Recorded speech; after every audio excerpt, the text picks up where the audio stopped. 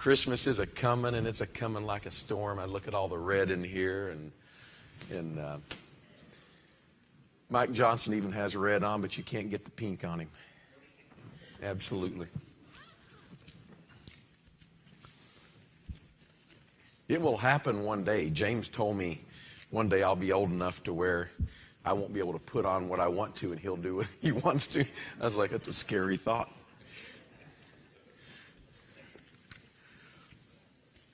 So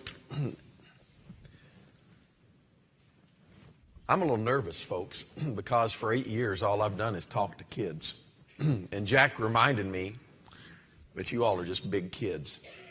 So that'll work.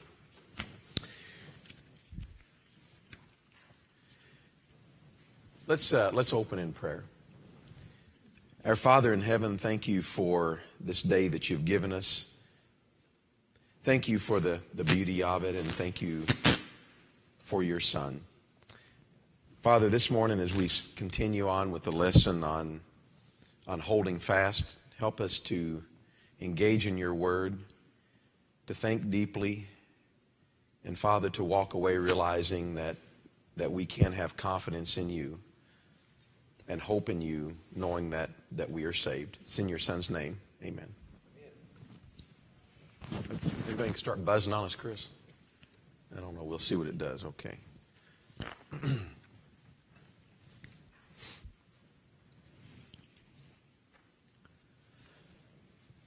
So Tom and I are working together, and Tom asked me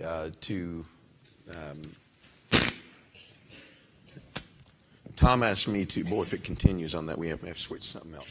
Tom asked me to assist in teaching. Tom, I really appreciate that. Owen and I were talking, and I guess it was originally Owen was going to teach some of this, and Tom said, well, I'm going to sub you in, Phil, and I appreciate Owen giving up some of those lessons to allow me to do that. So,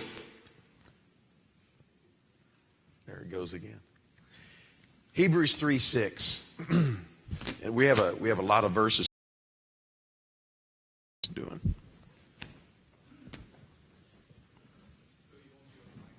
You know, it may be good just to, just grab that song leader one just in case. It's got a new mic on it. I know I think Chris just put one on. It could be me. I could be all electric this morning. I have no idea.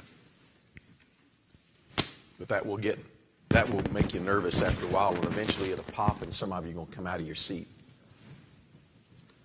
Hebrews 3:6, but as Christ as a son over his own house, whose house are we, if we hold fast the confidence and rejoicing of the hope unto the end. And I'm gonna move this off because it's going to get worse. It is right in that microphone, guys.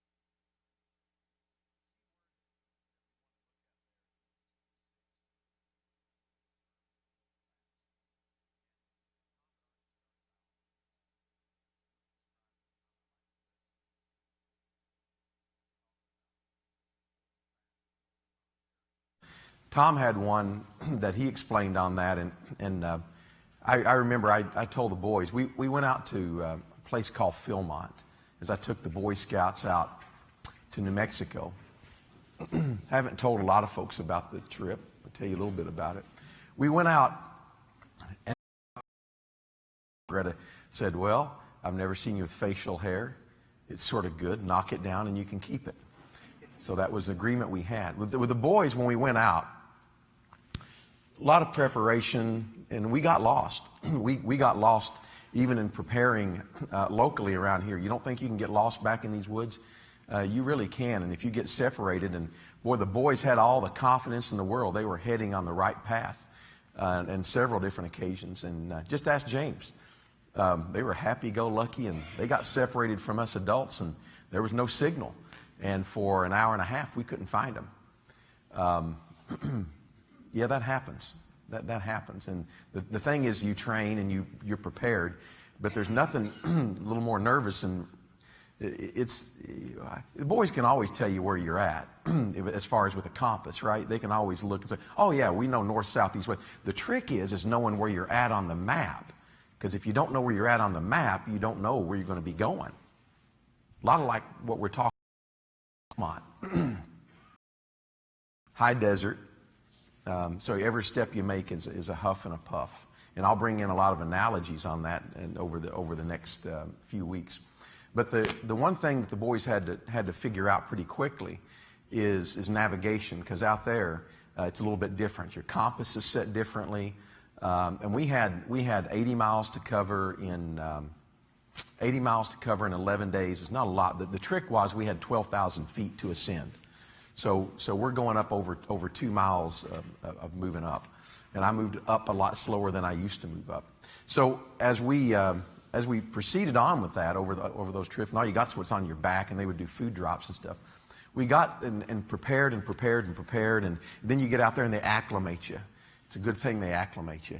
And as you get on into it, the very last few days really gets to be challenging, because they really kick up the mileage, and they don't tell you as much where you're going. And we get to this one area, and I'm going, oh boy, and I'm looking over at these other adults going, okay, I see where it's at on my map, on the GPS. There's no trail. There's absolutely no trail. And there were some areas where it had burned, so I realized what was getting ready to happen. And we looked at those adults, the other adults, and we were looking, I was like, okay, let's see what they got. And we had to give them some guidance on it. But what had ended up happening was the boys had to shoot a bearing. And Tom, we kept it simple for him. We 275 degrees due west. I said, pick something simple, but we looked on a map, and it showed that there was a road about a mile away. And we had to go through this meadow. And if any of you ever watched the Big Valley, I used to watch old stuff with my dad growing up. It looked like those huge valleys that went through. So here that we went. And those boys had a lot of confidence in their skills. But the most important thing was they were hoping, in the analogy I'm using, they were hoping there was a road on the other side. Because if there wasn't, we were going to have to backpack or backtrack coming back. And that's not fun when you've got 50 pounds on your back. And it's toward the end of the day, and the rain's moving in, and you got to take shelter for the lightning and stuff that's happening. And sure enough, we ended up going across through there. And the boys had to, and how do you know you go a mile? Well, they have paced themselves. They know how many steps. And they know all these things to know about where it's going to be. And they looked on a map, and sure enough, we got over there. And I was never so excited to see a road, because I have to admit, I did not have very good confidence in their navigation. But they made it. They made it, and we hit that road, and we spent the night there, and then we were on out the next day. But it was important, because the other part of that story is in 24 hours, there was going to be a bus to pick us up. And if we missed that pickup, we were waiting to the next day. And that wouldn't have been good. So a lot of confidence and a lot of hope on where they were going when they were to put those bearings together. And I look through that, and we talk about navigating, and we look at holding fast the confidence and hope we have here. Some really good quotes that's in here.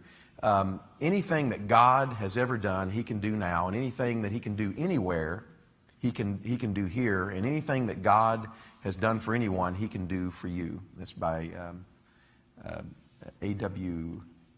Tozer. When I think about confidence and hope, I also think about our founding fathers and what they began to put together, and how amazing it was to pen a declaration they had made in confidence and hope that we would have what we have today. I don't think it's all turned out today exactly like maybe they envisioned, but there was a lot of confidence and hope in things that was going to happen. And none of us could even imagine what it was like and to be under the rule as it was back then and to separate from another country.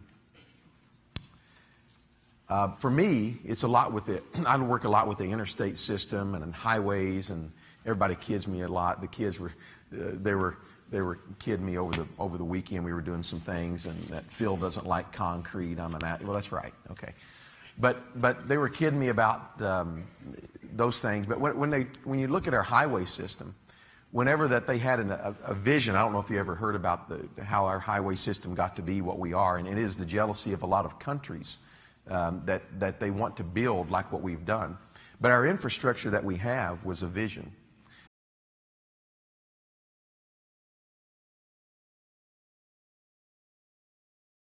Network of roads that we could get from one end of the United States as it used to take.